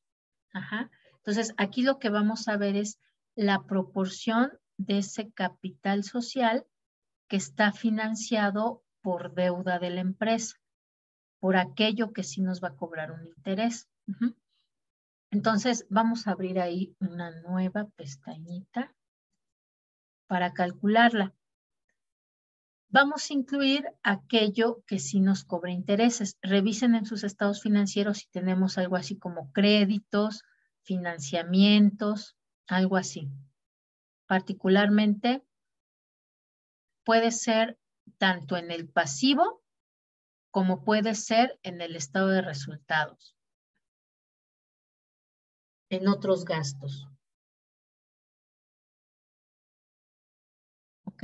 Créditos diferidos y cobros, sí, exactamente, puede ser créditos diferidos. Yo tengo algo respecto al pasivo a corto plazo. ¿Ok?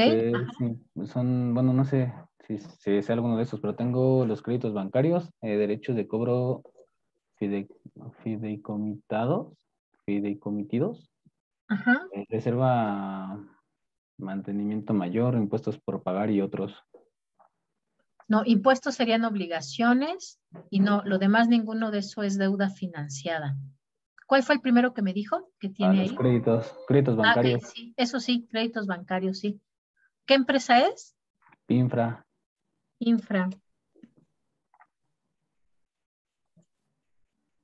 ¿De qué año? Desde el 2021. Ok, ¿cuánto tiene de créditos?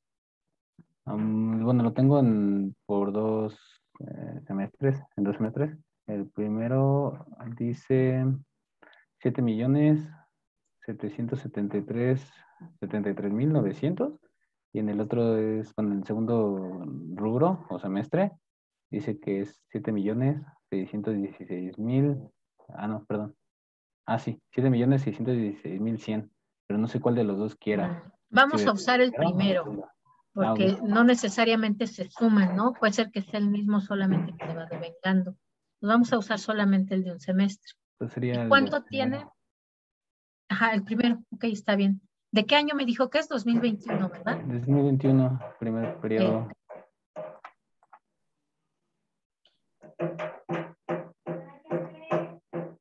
Es el primer trimestre, no, semestre, ¿verdad? Primer semestre. Sí, okay. ¿Y cuánto tiene de capital social? Capital.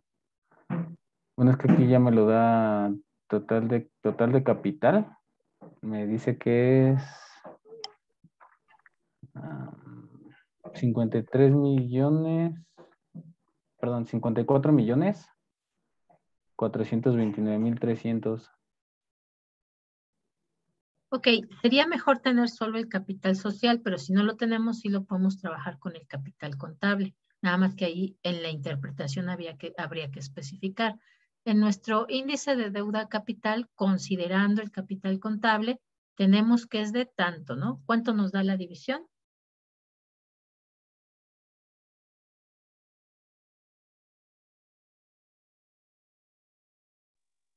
Punto 14. Punto 14. Ok. Eso quiere decir que el 0.14, bueno, que por cada peso de nuestro capital social tenemos 14 centavos de ¿qué, chicos?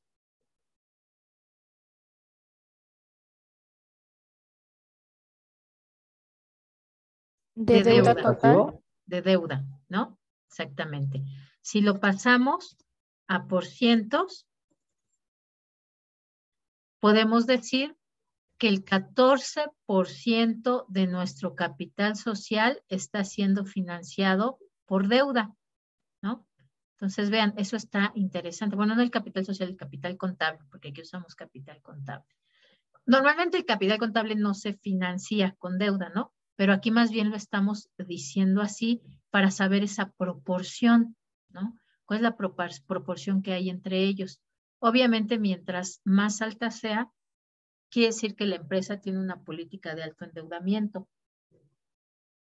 No está mal como política siempre y cuando puedan pagar los intereses, ¿no? El problema es que además hay que tener muy vigiladita esa deuda porque sabemos que es la que sí nos cobra intereses. Y si no se paga en tiempo y forma, pues van a empezar a crecer como intereses moratorios. Ajá. Entonces, 14% pues es bastante prudente.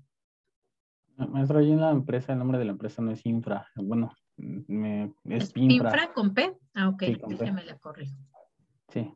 Sí, ahí lo dudé. Ok, listo. Bien. Profe, Sí. yo para sacar, bueno, la deuda total de Financiera Independencia, sumé los créditos diferidos y cobros anticipados, que es Ajá. una cuenta, y otra cuenta es comisiones y tarifas pagadas. ¿Sí está bien? Comisiones y tarifas. No, no porque como tal esas no nos generan un interés extra. Ajá. Entonces, nada más Ok. sería lo que nos genera un interés, las deudas que estamos usando que sí nos pueden generar un interés. Ok, Las ok. comisiones ya más bien son gastos financieros, pero en sí ellas no son deuda, son gastos financieros. Entonces serían eso lo de los créditos, ¿cómo me dijo? Créditos y cobros anticipados, ¿no? Ajá, nada más eso entonces. Bueno, Ajá, nada más gracias, sería eso. profesora. Puede ser que haya otros, ¿no? De repente si tienen, por ejemplo, créditos interbancarios o financiamientos, pues hay que revisar ahí toda la parte del pasivo para ver qué tenemos como deuda, es decir, préstamos o financiamientos que sí nos generen un interés. Profesora, Sí, ¿pueden ser préstamos bancarios y de otros organismos sí también, exactamente. y otras Ajá. cuentas por pagar? No, otras cuentas por pagar no, porque ahí pueden ser solo obligaciones, puede ser que no sea deuda. ¿Y tampoco el impuesto diferido? No, porque también es obligación, no es deuda todavía. Ok. ¿No? Si, por ejemplo, no igual, aunque nos cobran recargos, no es no es, ¿cómo se llama? No es deuda, es un gasto que tenemos que hacer, un gasto financiero, un gasto extraordinario.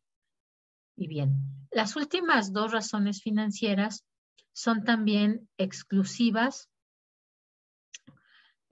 para los que sí contratan deuda, ¿no? Si tenemos una empresa que no contrata deuda, entonces no podríamos aplicarlo esto. Y vamos a usar la utilidad antes de intereses e impuestos. Puede ser que en sus estados financieros sí tienen esta, o puede ser que la tengan solamente como utilidad de operación. En algunas ocasiones sí hay cuentas que después de la utilidad de operación se descuenta algo diferente a intereses e impuestos. Entonces, a esa utilidad se le llama EBITDA. Se le llama EBITDA y es también muy común, lo van a encontrar mucho en los informes financieros, por su nombre en inglés, que es Earning Before Interest Tax, Depreciation and Amortization. Earning es la utilidad, antes de intereses, impuestos, depreciación y amortización. Y normalmente esta la vamos a estar asociando con la utilidad de operación. A ver, chequen si ustedes tienen utilidad de operación y además tienen utilidad antes de intereses e impuestos o tienen solamente utilidad de operación.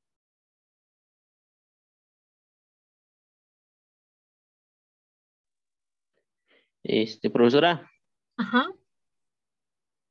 en el estado de resultados de Soriana viene utilidad de operación y también tiene utilidad antes de impuesto. Ok, ¿qué hay entre la utilidad de operación y la utilidad antes de impuestos? Ingresos financieros, gastos financieros, participación en la utilidad de asociadas y negocios conjuntos. Ok, muy bien. Entonces, ahí utilizaríamos la utilidad antes de impuestos. No siempre hay algo entre la utilidad de operación y la utilidad antes de impuestos, ¿no? Aquí, por ejemplo, es porque tuvo ingresos y gastos financieros diferentes de intereses, ¿no? Es decir, ahí a lo mejor sí pagó una comisión bancaria, ¿no? Tuvo a lo mejor ingresos financieros porque ellos le cobraron un interés a los clientes que no pagaron a tiempo, ¿no? Por ejemplo, ¿no? Entonces, si son diferentes de intereses impuestos, sí vamos a tener este EBITDA.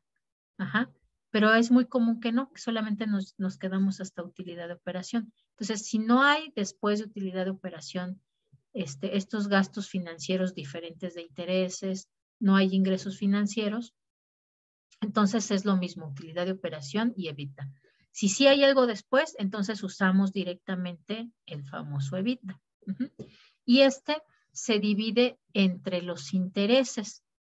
¿Eso qué quiere decir? Que vamos a ver si con la utilidad que tenemos después de pagar costo de venta, gastos de administración, gastos de venta y gastos financieros, podemos cubrir todavía los intereses que debemos.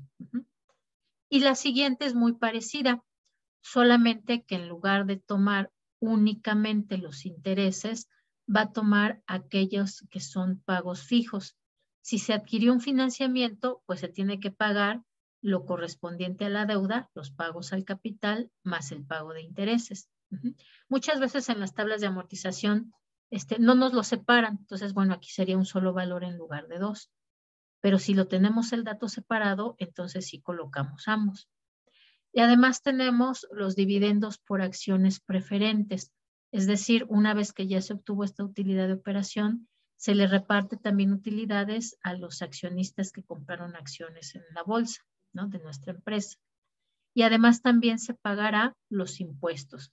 Esto de acá es 1, es el valor de la utilidad de operación, entre 1 menos T, que son los impuestos. Si tenemos el dato de impuestos tal cual, ya no necesitamos calcularlo, ¿no? Esto es para calcular la tasa de impuestos.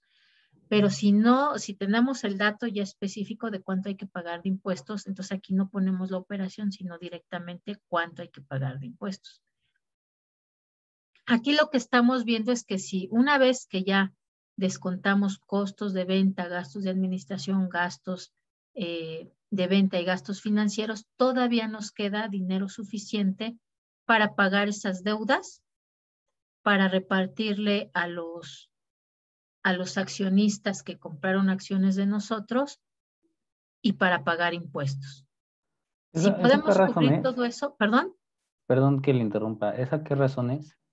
Esta es cobertura de pago fijo. Oh, ok. Ajá. ¿Tiene algún otro nombre? Bueno, es que se ve que normalmente conocíamos el balance así como balance general, pero es estado de situación financiera, ¿no? Ajá. ¿Estas también cambian? ¿En algún momento cambian el nombre? No siempre. Las que sí cambian son las que vimos anteriormente. Por ejemplo, la primera, que es índice de liquidez, razón circulante, tiene esos dos nombres, ¿no? Estas no, estas normalmente son así. Cobertura de pago fijo, cobertura de intereses. Pero también puede ser que sea cobertura de deuda. Entonces sabemos que nada más está tomando intereses y pagos al capital. Ajá. Pero más bien esta ya es descriptiva. Porque puede ser que haya empresas que no tienen deuda. Puede ser empresas que no van a repartir dividendos. Porque no tienen acciones, ¿no? Y bueno, esperaríamos que todas las empresas paguen impuestos, pero también hay empresas, ¿no? Las de reciente creación, que por ejemplo el primer año no pagan impuestos. Ajá. Entonces, aquí vamos a incorporar todo lo que sí se tenga que pagar. Lo lógico y lo ideal es que también ambas razones financieras son mayores a 1. ¿Eso qué quiere decir? Pues que se puede pagar y todavía nos va a quedar un remanente. ¿Y ese remanente qué es? Pues justamente lo que vamos a tener como utilidad neta, ¿no? Entonces esperaríamos que las empresas pueden pagar sus intereses y todavía les queda utilidad del ejercicio. Que las empresas pueden pagar esos pagos que son fijos y todavía les queda utilidad del ejercicio.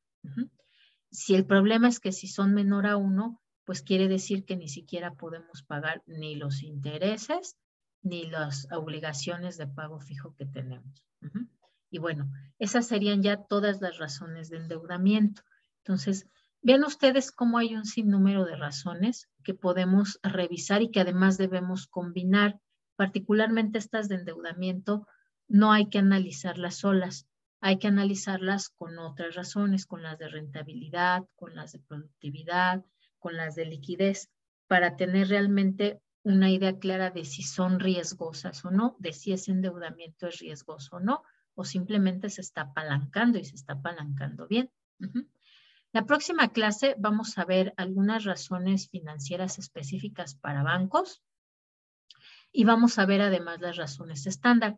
Pero ahora sí les encargo mucho que ya calculen las razones financieras que hemos visto hasta ahora para las 3 empresas, porque para calcular las estándar necesitamos los resultados de las 3 empresas, ¿vale? ¿Dudas, preguntas hasta aquí, chicos? ¿Vamos bien? Por lo menos ya mecanizamos esto de cómo se lee, ¿no? Primero de abajo hacia arriba, el peso va para el denominador y el resultado va para el numerador, ¿cierto? Por lo menos eso sí ya quedó fijo, chicos. Sí, profesora. Ok, perfecto. Porque ya después es más fácil interpretar si por lo menos ya mecanizamos esa lectura de las razones financieras, ¿vale? Listo, chicos, pues que tengan lindo día. Ya saben, de tareita se queda, pues que apliquen las razones financieras que vimos en esta clase a las 3 empresas que están analizando. ¿Va que va? ¿Son solo las de endeudamiento? Pues las de endeudamiento y las que terminamos de ver de rentabilidad. Ah, ok. Ajá. Sí. Va que va. Listo. Que tengan linda tarde, chicos. Cuídense mucho. Igualmente, profe, hasta luego. Nos vemos. Chao.